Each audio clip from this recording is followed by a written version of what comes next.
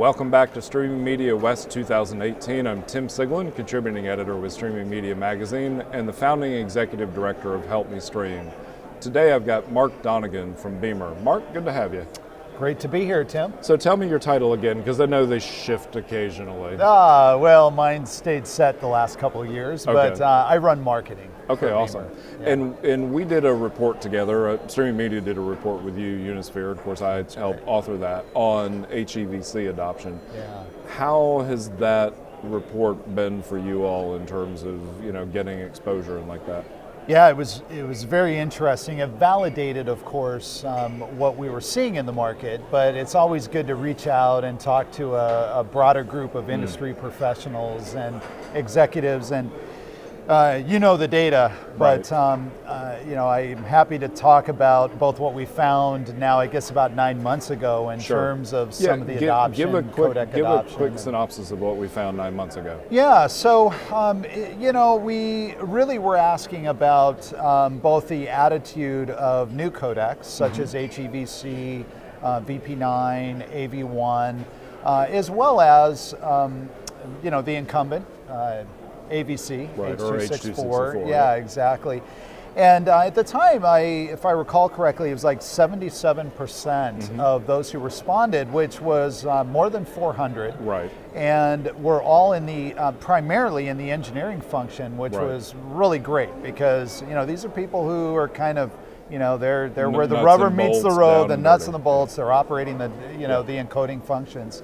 77% reported, as you know, that HEVC was viable for them to replace H.264, even down to HD. So 4K, it's a given, right? And I do think that was one of the sort of misconceptions or misperceptions, perhaps, that we had in the industry, was that you would use HEVC only for 4K. Only for 4K. What we found in that report was people were willing to look at it in several HD flavors. That's right. And this is now, 9 months. I think we even started our principal research almost a year ago. Right, exactly.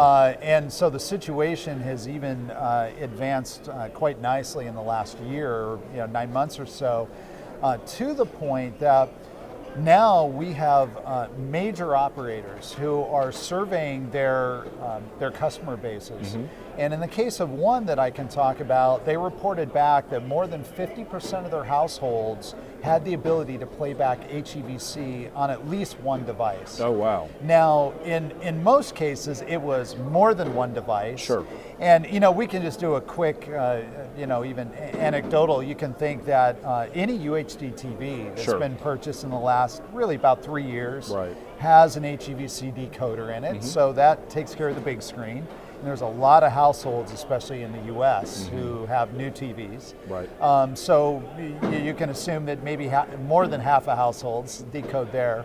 iPhone 6 forward now supports HEVC. Right.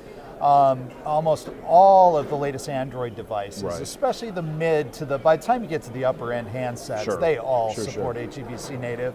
Game consoles, Roku. In fact, I believe the new Roku box, they lowered the price like $39, fully HEVC 4K. Now, I was going to say, some of those solutions essentially capped it at 4K. You couldn't go below.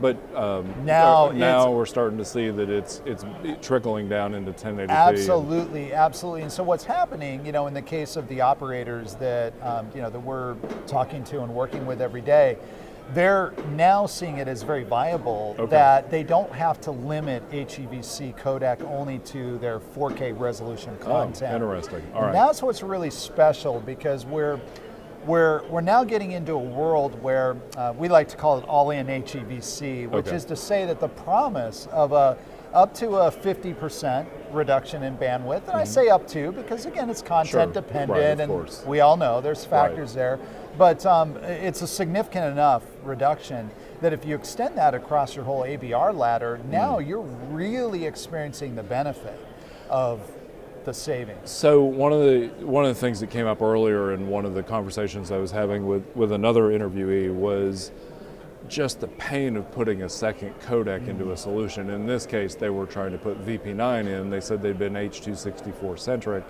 And it was much more than just plugging a codec in. They had to redo the pipelines.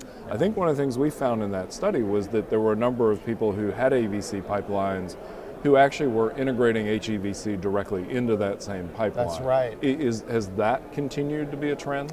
Absolutely, Okay. absolutely. And there's a couple things that are enabling that.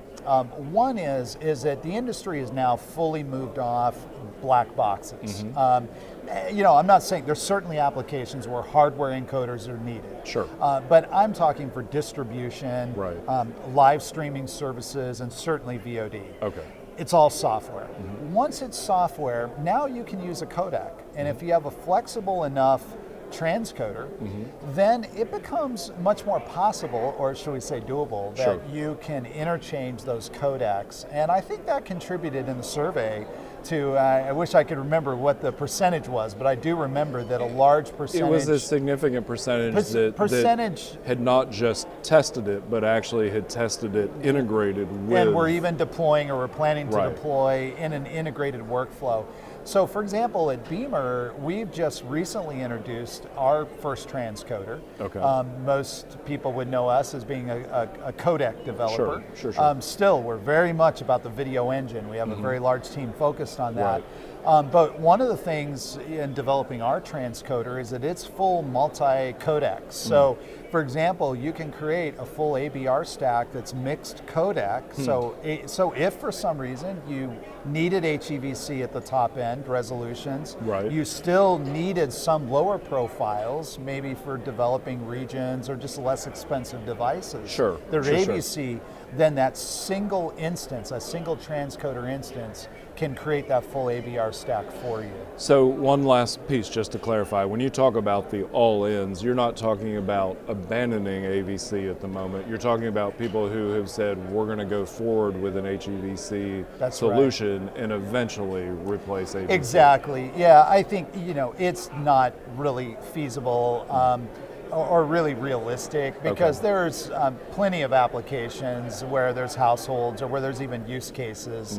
You know, I think even in-car entertainment systems. Sure. You know, if I'm driving even a 3-year-old car, my Right. in-car entertainment Right. system does not support HEVC. And it probably doesn't unfortunately. even support AAC. So, it only supports MP3. Exactly. So we are talking about a dual codec strategy, Okay. but I think, you know, what the good news here in the story is that it's very possible to deploy, and to deploy it without the complexity that maybe some are assuming are Okay. there. Yep. Now everybody's infrastructure is different, Sure. and you know their architecture is different, but that this is really happening. That it's now time for the industry to begin thinking that, you know, HEVC does not equal 4K, Right. and 4K does not equal HEVC. HEVC is the next generation codec. And I think what was great about the report, and I'm glad it's working for you all, was we were looking at real world insights, not just right. are you going to adopt, but as you've adopted, what are the things that you're learning? Yeah, So that's right. That's Awesome. right. That was great. really good. Mark, thank you very much for your time, and we'll be back just after a short break.